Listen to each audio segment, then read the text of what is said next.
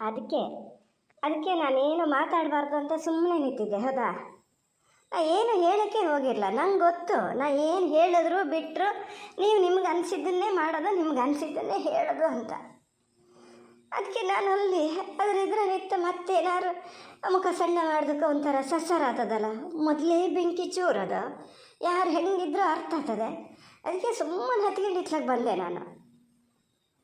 ಯಾರು ಹೇಳಿದ ಮಾತೇನು ಯಾರೂ ಕೇಳಲ್ಲ. ನನ್ನ ಮಾತಿಗೆ ಏನು ಬೆಲೆ ಇದೆ ಈ ಮನೇಲಿ ಬೇಕಾತಲ್ಲ. ಎಲ್ಲ ಅವ್ರವ್ರಿಗೆ ಅನಿಸಿದ್ದನ್ನೇ ಮಾಡೋದು. ಹೇಳಿ ಯಾಕೆ ನಾನು ಬೇರೆಯವರೆದ್ರಿಗೂ ನಾನು ಮರ್ಯಾದೆ ತಕ್ಕೋಬೇಕು. ಅದಕ್ಕೆ ಸುಮ್ಮನೆ ಬಂದೆ. ಸುಮ್ಮನೆ ನಿಂತೀನಿ, ಅದನ್ನು ಹಾಗೆ ಕೇಳ್ತಿದ್ದೀರಿ. ಎಂತಕ್ಕೆ ಸುಮ್ಮನೆ ನಿಂತೀಯ ಕೇಳ್ತೀರಿ. ಏನು ಮಾಡಲಿ ಮತ್ತು ನಾನು ಕುಣಿಲ ಇಲ್ಲಿ ಇಟ್ಕೊಂಡು ಖುಷಿಯಲ್ಲಿ ಕುಣಿಬೇಕು ಅಂತ ಲೆಕ್ಕ ಹಾಕ್ತೀರಿ. ನಂಗೆ ಅದು ಆಗಲ್ಲ. ಏನು ಹೇಳಲ್ಲ, ನೀವು ನನ್ನ ಹತ್ರ ಏನು ಕೇಳಬೇಡಿ, ನಾನು ನಿಮಗೆ ಏನು ಹೇಳಲ್ಲ. ಎಂತ ಆತೆ ಪುಣಾತ್ರಿತಿ ಎಲ್ಲ ಸಲೀಸಾಗಿ ಆತಿರಷ್ಟೊತ್ತಿಗೆ ಮದ್ದಿಗೆ ಹಿಂಗಿದ್ದ ಇದು ಮಾಡ್ತೀಯಲ್ಲ. ಅಲ್ಲಿ ಅಷ್ಟಿದ್ದಾಳೆ ಮಾರತಿ. ನೀನು ಅವತ್ತ ಪಾಪಣ್ಣನ ಜೊತೆ ಎಂತಕ್ಕೆ ಹೋಗಿದ್ದೆ ಅದ್ರ ಮನೆಗೆ ಕೆಲ್ಸಕ್ಕೆ ಬಾ ಅಂತ ಕರೆಯೋಕ್ಕೆ? ಬೇಡಿತ್ತಲ್ಲ ಮಾರತಿ. ಅಯ್ಯೋ ಹಿಂಗಿದು ಇದು ಅಂತ ಕಂಡಿದ್ರೆ ನಾನೇ ಹೇಳ್ತಿದ್ದೆ ಬೇಡ ಅಂತ. ಹಂಗಾರಿ ಅಂಥದ್ದು ಒಂದು ಇದಕ್ಕೆ ಆಗ್ತದಲ್ಲ ಅಂತ ಹೇಳಿ ನಾನು ಬರಲಿ ಅಂತ ಹೇಳಿದೆ. ಬಂದ ಮೇಲೆ 1-2 ದಿನದೊಳಗೆ ನೀನು ಈ ಥರ ಹೂಡಕಿ ಕುತ್ಕೊಂಡ್ರೆ ಜನಕ್ಕೆ ಒಂಥರ ಸಸಾರಲ್ಲಮ್ಮೆ. ಈಗ ಅದಕ್ಕಾದ್ರೆ ಎಂತ ಅಂತ ಹೇಳೋದ? 2-3 ಸತಿ ನಾನು ಹೋಗಿ ಕೇಂಡೀನಿ, ಪಾಪಣ್ಣ ಕೇಂಡಾನೆ. ಮತ್ತು ನೀವು ಇಬ್ಬರು ಗಂಡ ಹೆಂಡತಿ ಹೋಗಿ ಕರೆದು ಬಂದಿರಿ. ಅವಾಗ ಜೀವ ಇರಲ್ಲ ನಿಮಗೆ? ಮನೆಗೆ ಬರ್ತದೆ ಅಂತ ಗೊತ್ತಿರಲನೆ. ಅದು ಕತ್ಲೆ ಆದಮೇಲೆ ಕೆಲಸ ಮಾಡೋದು ಅಂತಲೂ ಅದು ಗೊತ್ತು ನಿಮಗೆ. ಈಗ ಹಿಂಗೆ ಹೇಳಿದ್ರೆ ಅದು ಅವತ್ತಿಂದ ಹೇಳ್ತಿದ್ದೀನಿ. ಹಂಗಿದ್ದವ ಅಲ್ಲ. ಅಲ್ಲಿ ಪ್ರೇಮನೂ ಹಂಗಿದ್ದಾಳಲ್ಲ. ಸುಮ್ಮನೆ ಕಂಡರ ಮನೆ ಹಿಂಸರು ಅಂತ ನಾವು ಮಾತಾಡೋದಲ್ಲ. ಅದು ಎಷ್ಟೇ ಬಾಯಲ್ಲಿ ಏನೇ ಮಾಡಲಿ ಭಾಳ ನಿಯತ್ತಿನ ಹಿಂಸು. ಹಿಂಗಾಗಿ ನಿಂಗೆ ಅದು ಅರ್ಥ ಆಗ್ಬೇಕು. ಆ ಥರ ನಿಯತ್ತಿರೋರು ಹೆಂಗಿರ್ತಾರೆ ಅಂತ. ನಿನ್ನಂಗೆ ಅದುವ ನಾನು ನೋಡಿನಲ್ಲ. ನಿನ್ನ ಮನೆ ಒಳಗೆ ನೋಡಿದ್ರೆ ಅದನ್ನ ಮನೆ ಹೊರಗೆ ನಾನು ಗನಾಗಿ ಹತ್ತಿರದಿಂದ ಇಬ್ಬರೂ ನೋಡೀನಿ. ಅಷ್ಟು ಸಲೀಸು ನೀನು ಹೇಳಿಬಿಡ್ತೀಯಲ್ಲ ಬಾಯಿ ಅದೇ ಅಂಥೇಳಿ ನಿಂಗೆ ಬಾಯಿ ಬರೋದಾರ ಸಾಕನೆ. ಏನೇ ಕೆಲ ಹಿಂಸರೆಲ್ಲ ಒಂಥರ ಕಣ್ಣು ಬಾಯಿ ಇಸ್ಕೊಂಡು ಮಾತಾಡೋದು, ಕತೆ ಆಡೋದು, ಗಂಡಸಿದ್ದಲ್ಲೇ ಹೋಗಿ ಕೂತ್ಕೊಳ್ಳೋದು ಹಾಗೆಲ್ಲ ಮಾಡ್ತಾರಲ್ಲ. ಇದು ಹಂಗೆ ಮಾಡ್ತದಾನೆ? ನೀ ಹಂಗೆ ಮಾಡ್ತೀಯಾ?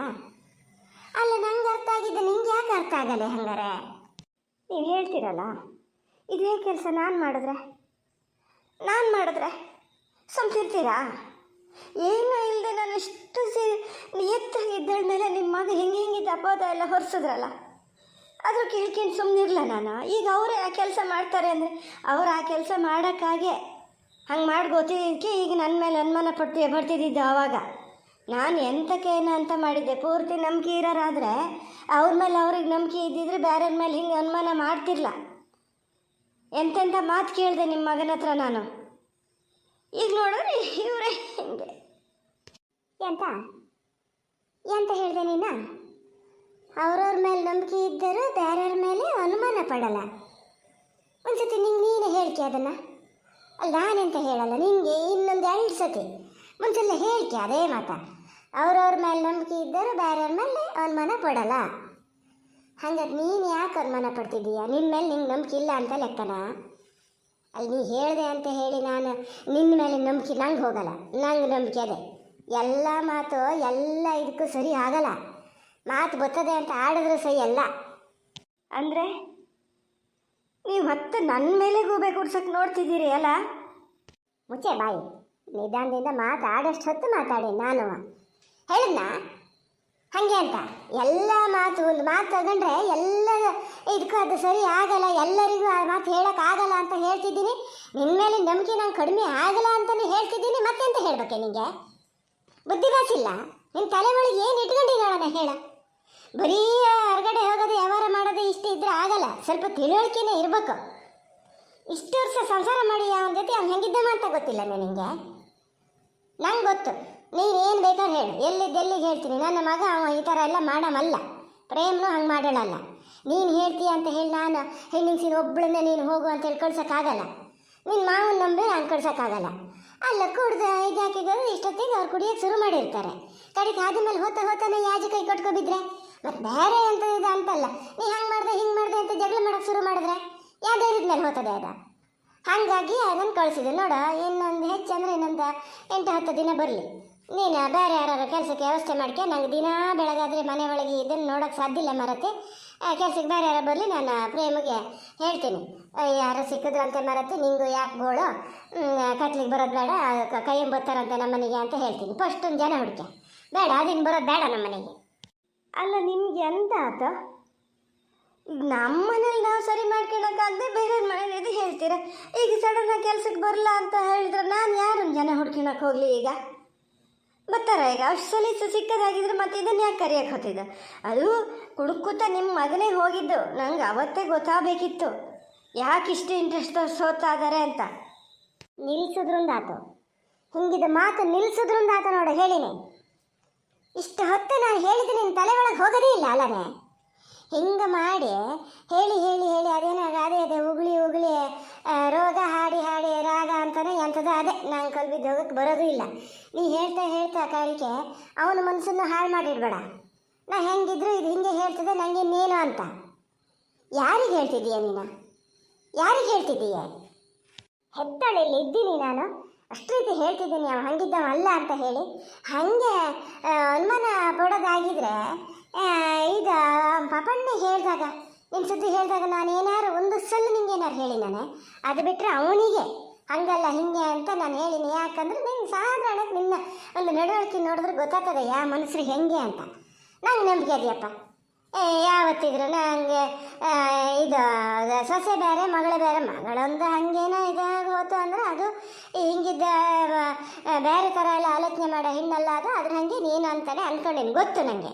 ನೀ 1000 ಹೇಳ ಹಾಗೆ ನನ್ನ ಮಗನ ಮೇಲೂ ನಂಬಿಕೆ ಇದೆ. ಅವನು ಹಾದಿ ತಪ್ಪ ಮಗ ಅಲ್ಲ. ನೀನು ಹೇಳಿದೆ ಅಂತ ಹೇಳಿ ನಾನು ಇದು ನಮ್ಮನೇಲಿ ಇವ್ರ ಜೊತೆ ಆಗಲಿ ಇಲ್ಲ ನೀನು ಒಬ್ಬಳೇ ಹೋಗು ಅಂತ ಹೇಳೋದಾಗಲಿ ಇಲ್ಲ, ನಾ ಮಾಡಲ್ಲ. ನಾನು ಹೇಳಿದ್ನಲ್ಲ, ಒಂದೇ ದಾರಿ ಇರೋದು ಇದಕ್ಕೆ. ಇನ್ನೊಂದು 4-5 ದಿನ ಬೇರೆ ಯಾರನ್ನಾರು ಕೆಲಸ ಕೊಡ್ತೀಯ, ಅದನ್ನು ಬರೋದು ಬೇಡ ಅಂತ ಹೇಳ್ತೀನಿ. ಅಲ್ಲ ನೀವು ಹೇಳ್ತೀರಲ್ಲ, ಬೇಡ. ನಾನು ಹೇಳ್ತೀನಲ್ಲ ಅನ್ನೋದು ಬೇಡ, ನೀ ಹೇಳ್ತೀನಲ್ಲ ಅನ್ನೋದು ಬೇಡ. ಒಂದು ಮಾತು ಮಾತ್ರ ಹೇಳ್ತೀನಿ ಕೇಳ್ಕ. ಎಲ್ಲಿಂದ ಎಲ್ಲಿಗೆ ಹೇಳ್ತೀನಿ, ಪಾಪಣ್ಣ ಹಂಗಿದ್ದವಲ್ಲ. ನೀನು ಇದೇ ನಮೂನೆ ಮಾಡ್ತಾ ಇದ್ರೆ ಒಂದು ಸರಿ ರೋಸು ಹೋತು ಅಂದರೆ ಅವ ಮತ್ತೆ ಸಾಧಾರಣಕ್ಕೆ ಸರಿಯಾಗ ಮಗಲ್ಲ. ನೋಡಿಯ ನಿನ್ನ ಅನುಭವಕ್ಕೆ ಬಂದದಿದು. ಒಂದು ಸ್ವಲ್ಪ ದಿವಸ ಕೇಳ್ಕೊಂಡಿರ್ತಾನೆ, ಹಿಂಗೆ ಮಾಡ್ದಿದ್ದ ತಪ್ಪನ್ನ ಗಂಡಸಿಗೆ ಹಾಗೆ ಹಿಂಗೆ ಅಂತ ಹೇಳ್ತಾನೆ ಇದ್ದರೆ ಯಾರಿಗಾರು ರೋಸ್ ಹೋಗ್ತದೆ. ಸುಮ್ಮನೆ ನಿನ್ನ ನಿಷ್ಠೂರ ಆಗೋದ್ರ ಕತೆ ಆತಲ್ಲ. ಒಂದು ಮನಸ್ಸೇ ಹಾಳು ಮಾಡ್ತಿದ್ದೀಯ ನೋಡು. ಹೇಳಿನಿ ಅವನಿಗೆ ಈ ಥರ ಹೇಳ್ಬೇಡ ಇನ್ನು. ಅದು ಎಲ್ಲರೂ ನೀನು ಹಿಂಗೆ ಮಾತಾಡ್ತಿದ್ದೀಯ ಅಂತ ಪ್ರೇಮಗೆ ಏನಾರು ಗೊತ್ತಾಯ್ತು ಅಂದರೆ ನಮ್ಮ ಮನೆ ಕಡೆ ತಿರುಗೂ ನೋಡಲ್ಲ. ಕೆಲಸಕ್ಕೆ ಯಾವ ಹಿಂಸರು ಬಂದರೂ ಹೇಳ್ತದದು. ಅದರ ಮನೆಗೆ ಹೋದರೆ ಅದು ಈ ಥರ ಅಪಾದನೆ ಹೊರಿಸ್ತದೆ, ಹೋಗಬೇಡಿ ಅಂತದೆ. ನೋಡು ಎಲ್ಲದನ್ನೂ ಎದುರಿಸ್ತೀನಿ ಅನ್ನಂಗಿದ್ರೆ ಅದಕ್ಕೆ ಕೆಲಸಕ್ಕೆ ಕಳಿಸೋದು ಬಿಡೋದು ಅದ್ರ ಕತೆ ಬಿಡು. ಇವನು ಮನಸ್ಸು ಮಾತ್ರ ಹಾಳು ಮಾಡ್ಕೋಬೇಡ. ಹಂಗೇನೇ ಇರ್ಬೋದು, ಸ್ವಲ್ಪ ಸೌಂದರ್ಯನೇ ಇರ್ಬೋದು, ಭಾಳ ಚುರುಕಿಲ್ಲದೆ ಇರ್ಬೋದು, ಆದರೆ ಹಿಂತಿಗೆ ಅವನು ನಿಯತ್ತಾಗೇ ಅದಾನೆ. ಎಲ್ಲಿಂದ ಎಲ್ಲಿಗೆ ಬೇಕಾದ್ರೆ ಹೇಳ್ತೀನಿ. ಸುಮ್ಮನೆ ಅದನ್ನು ಕಳ್ಕೊಬೇಡ. ಅಲ್ಲಿ ನಿನಗೆ ಹೇಳಿದೆ ಅಂತೇಳಿ ಅವ್ನು ಹಾದಿ ತಪ್ತಾನೆ ಅಂತ ಹೇಳಲ್ಲ, ನಿನ್ನೆ ತೊರೆದು ಬಿಡ್ತಾನೆ. ಘನ ಸಂಸಾರ ನಿನ್ನ ಕೈಯಾರ ಹಾಳು ಮಾಡ್ಕೊಬೇಡ ನೋಡು ಶಾರದಾ. ಹೇಳಿನಿ ನನ್ನ ಮಾತು ಸಾಕು ಅಂತ ಕಂಡ್ರೆ ಸುಮ್ಮನಿರು. ಬೇರೆ ಯಾವುದೇ ಅಡ್ಡ ಆಲೋಚನೆ ಮಾಡಿದ್ರೆ ಸುಮ್ಮನಿದ್ದು ಬಿಡು.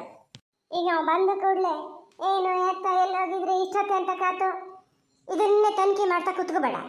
ಈಗ ಹೋಗೋಷ್ಟೊತ್ತಿಗೆ ಯಾರು ಹಾದಿ ಮೇಲೆ ಮಾತಿಗೆ ಸಿಕ್ಕಿದ್ರಪ್ಪ, ಮಾತಾಡ್ತಾ ಸ್ವಲ್ಪ ಹೊತ್ತು ಹೋತದಲ್ಲಿ. ಹಂಗಂತ ಹೇಳಿ ಅವ್ರ ಜೊತೆ ಹೋದಲ್ಲಿ ಭಾಳ ನಂಗೆ ಒಂಥರ ಏಸಿ ಅನ್ನಿಸ್ತಾ ಇದೆಯಾ. ನೀನು ಅದು ಹೆಂಗೆ ಏನ ಮಾಡ್ತೀಯ ಆ ಥರ? ಹಾಂ ತೆಗಿಯತ್ಲಾಗ ನೀನು ಒಂದು ಹೆಣ್ಣಾಗಿ ಬೇರೆ ಹೆಣ್ಣಿನ ಸುದ್ದಿ ಹಾಗೆಲ್ಲ ನಾನು ಏನ ಮಾಡ್ಕೊಂಡು ಇದು ಮಾಡೋದಾದರೆ ಕಲ್ಲರಿದ್ದ ಕೆಮ್ಮು. ಸಂಸಾರ ಮಾಡ್ಕೊಂಡಿರೋದು ಹೌದಿತ್ತಾ ಇಷ್ಟು ಸಹ? ನಿನ್ನ ಮಾವ ಏನು ಎಷ್ಟು ಸತಿ ಸಾವಂತ್ರಿ ಸಾವಂತ್ರಿ ಅಂತ ಎಷ್ಟು ಸತಿ ಹೇಳಿದ್ದು ನಿನ್ನೆ ಕಿವಿಯಾರೆ ಅಲೇಸಿಯಪ್ಪ ನೀನಯ್ಯ.